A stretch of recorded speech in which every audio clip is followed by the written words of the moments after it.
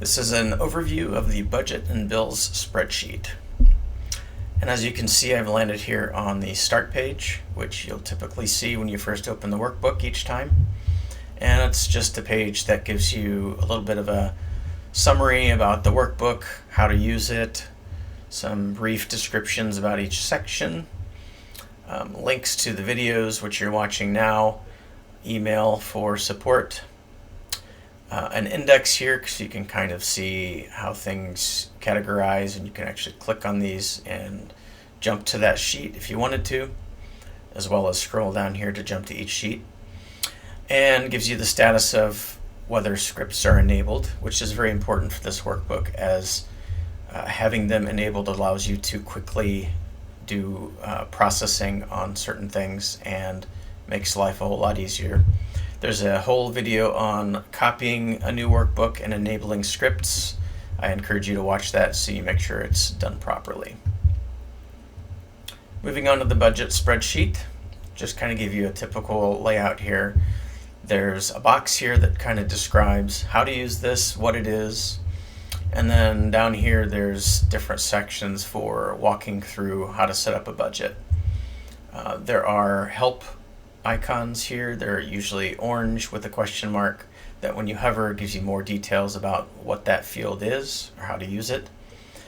And in this example we are adding our income, adding expenses, and including or excluding certain things or updating amounts so that you can look at this section here to verify that you are indeed in balance. And if you're not, you can play with this until you are satisfied. And once you're satisfied with this analysis, then you can choose to move various items that you've checked here to the bill settings, where you'll set a schedule, and or you can do that manually, but you would click the button here and it would move you to the bill settings. So what happened here was we moved the things from the budget that were things we wanted to track. And again, these are things that are outlined in the budget and bills workbook video in more detail, so we're just going over a high level. But this is where you're going to set up your schedules. And these schedules will recur based on however you set them up, or you can add things that don't recur that also show up as sort of a static basis. And again, this instruction here gives you basic instructions, and these hovers give you an idea of how to use the fields. So that's settings. And then the bill log is where you actually do the dirty work of managing your bills. And you can see here we have several months of data of bill tracking and how we've inserted things based on those schedules. So these things aren't things I actually entered in manually. They are things that came from the schedule. But once this month is created, then I can add as much or as little as I want. I can delete a month. And so January's gone. It tells me January is the next one to add. So I add it back.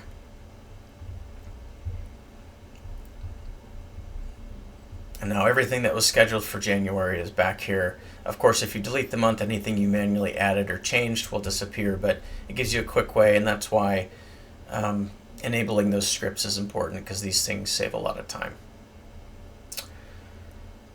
Then we get to balancing the checkbook. And so all transactions show up on this verified transactions log. Each thing has an ID, which is reflected next to each item that's actually included in your bills. So it's a quick, easy reference. Gives you the amount, the date, etc. And this is when you compare your bank statement against your transactions, you can reconcile it, you can check it off. And once you do that, it should give you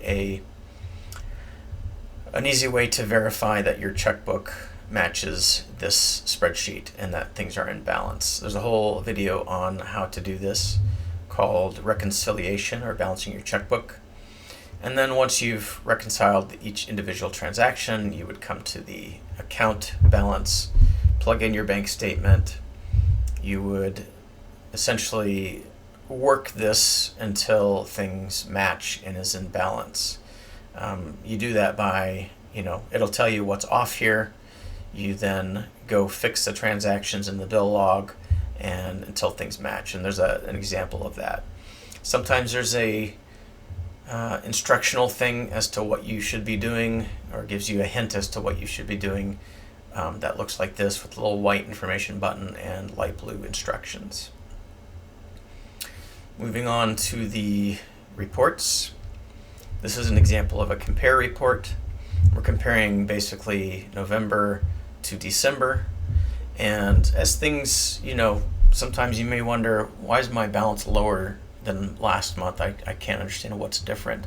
This gives you a day-by-day difference. And so some things come out on the same day, some things different. And it gives you a quick glance as to what was the same, what was different, and why things might not be as you expected them to be. And this color guide gives you a visual indication as to where your balance was. You notice things are either red, orange, or green. That was set in bill settings here. So anything greater than 4,000 is green, everything less than 1,000 is red, and everything in between is orange.